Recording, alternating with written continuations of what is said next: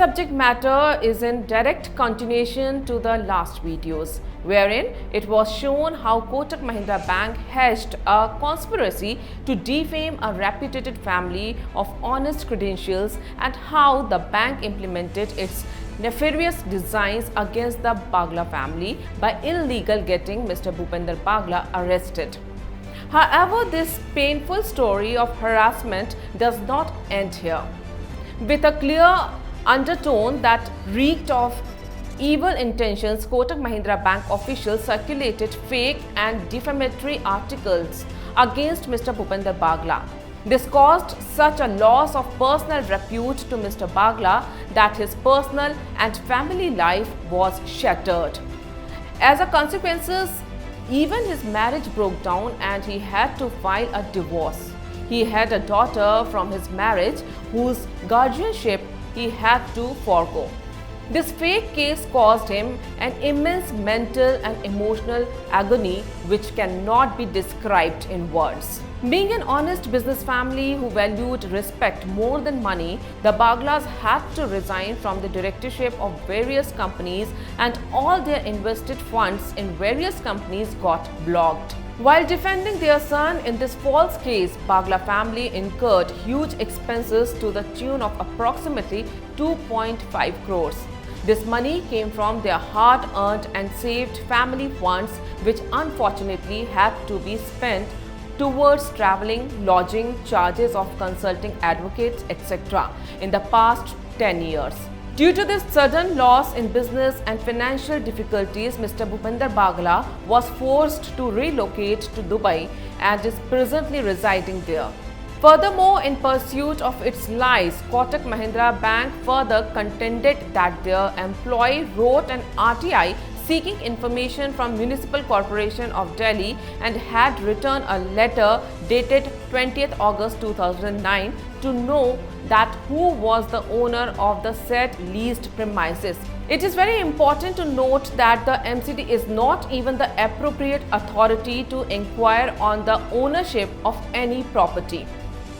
What shocked everyone was that in the RTI, the officials of Kotak Mahindra Bank submitted that Mr. Bhupender Bagla, director of Cogent Metrics, had approached the bank for the loan against ownership of the said property, that is bearing number E41/4, ground floor, Okhla Industrial Area, Phase 2, New Delhi 110020. It must be noted that first of all, any company named Cogent Metrics never existed. Thus, the question of Mr. Bhupender Bagla being the director of Cogent Metrics is impossible as the company never even existed. This unsecured loan was taken by Cogent Venture India Private Limited. Then why did Kotak Mahindra Bank inquire about Cogent Metrics, a company that never existed? Moreover, the said property was taken on lease by Cogent EMR Sole Limited.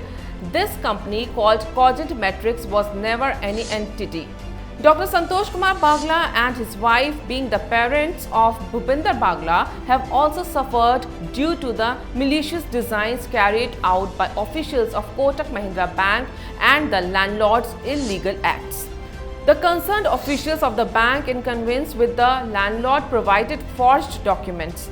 The bank of officials circulated the published and false and frivolous news report claiming involvement of Bagla family in the national daily newspaper Navbharat Times dated 30th April 2010 with title Kirai ki building par 50 lakh loan. The content of this false news report were highly defamatory. In the said news article, it was stated that Mrs. Pushpa Bagla was absconding. The truth is that she had given her statement before the IO and was subsequently discharged from the charge sheet. The bank officials also circulated that article among the in-laws of Bhupender Bagla. During the pendency of the original application in DRT Delhi, Dr. Santosh Kumar Bagla and Mr. Bhupender Bagla paid the loan amount. Subsequently, Cogent Venture India Limited and Kotak Mahindra Bank jointly filed an application for the withdrawal of the original application, in which bank specifically mentioned that it has been clarified that the loan sanctioned by the Kotak Mahindra Bank was an unsecured loan. The charge sheet against Mr. Bhupender Bagla was filed on the basis of two forged documents, that is power of attorney and affidavit. Forgery done by bank became clear when these two documents were sent to forensic lab by the court. The forensic lab in question stated that since the documents are not original, so any opinion cannot be given then. Mr. Bhupender Bagla had to approach a private forensic lab which gave the opinion that the signature on the two alleged documents are fake and forged. This again shows the criminal intent with which the bank wanted to carry out its evil intent.